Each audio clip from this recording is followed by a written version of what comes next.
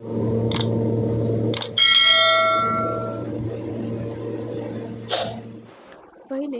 मी इथे double chain stitch दिलेली आहे आणि त्यावरतीच आपल्याला झिगझॅग चेन स्टिच द्यायची आहे. तुम्ही व्हिडिओमध्ये पाहू शकता, डबल चेन स्टिचच्या अलीकडील बाजूस एक चेन स्टिच देऊन पलीकडील बाजूस एक चेन स्टिच दिलेली आहे.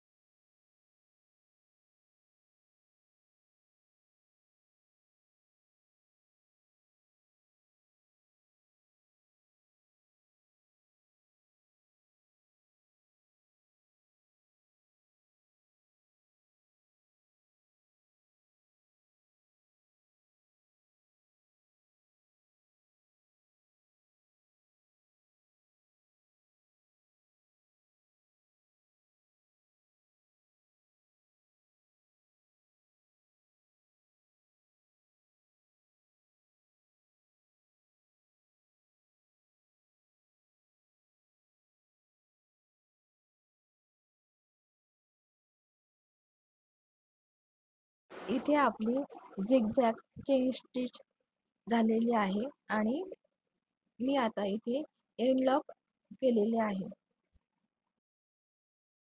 इथे मी एक एक बीड्स घेऊन चेन स्टिच दिलेली आहे. बीड्सच्या अगदी जवळच आपल्याला स्टिच द्यायची आहे. धाग्यामध्ये आपल्याला एक एक बीड टाकून चेन स्टिच द्यायची आहे.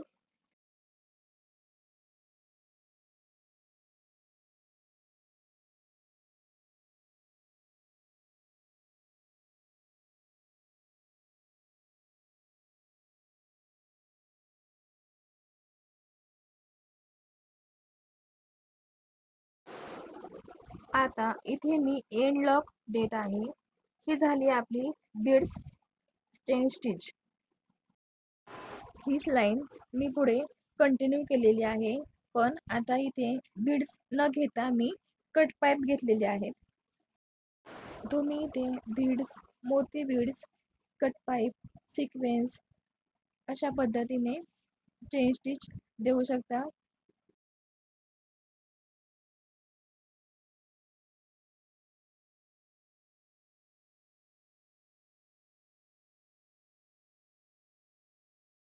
अशा पद्धतीने मी इथे कट पाईपची लाईन कंप्लीट केलेली आहे.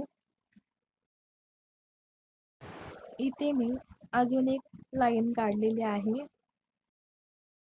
मोती ब्लॉक बीड्स घेऊन चेन स्टिच दिलेली आहे. बीड्सच्या अगदी जवळच आपल्याला चेन स्टिच द्यायची आहे.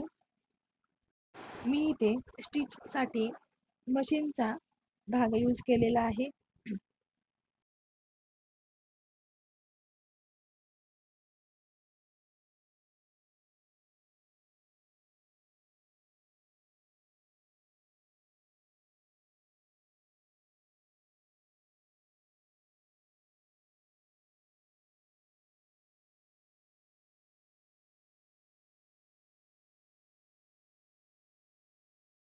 अशा पद्धतीने मोती ड्रॉप बीड्स घेऊन ही लाईन कंप्लीट झालेली आहे. नेहमीप्रमाणे इथे मी एंड लॉक देत आहे.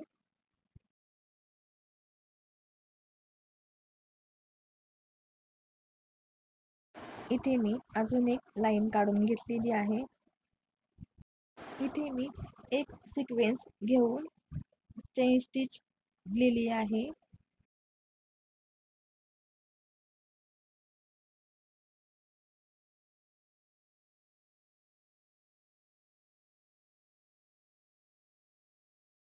सिक्वेन्स आपल्याला खाली ठेवून चेन स्टिच द्यायचे आहे. अशा पद्धतीने आपल्याला सिक्वेन्स चेन स्टिच द्यायचे आहे.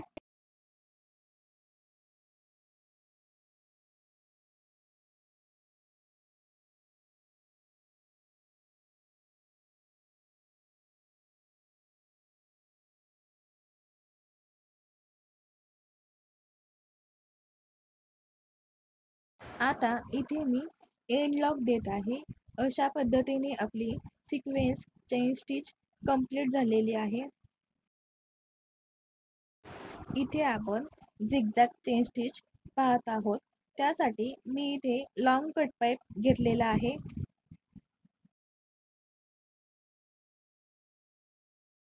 धाग्यामध्ये एक लॉंग कट पाईप मी घेतलेला आहे आणि इथे मी डबल चेन स्टिच दिलेली आहे.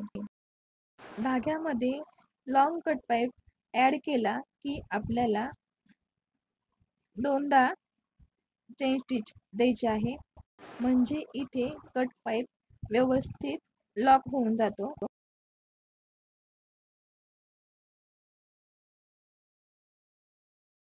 अशा पद्धतीने मी इथे long cut pipe zigzag chain stitch complete केलेली आहे.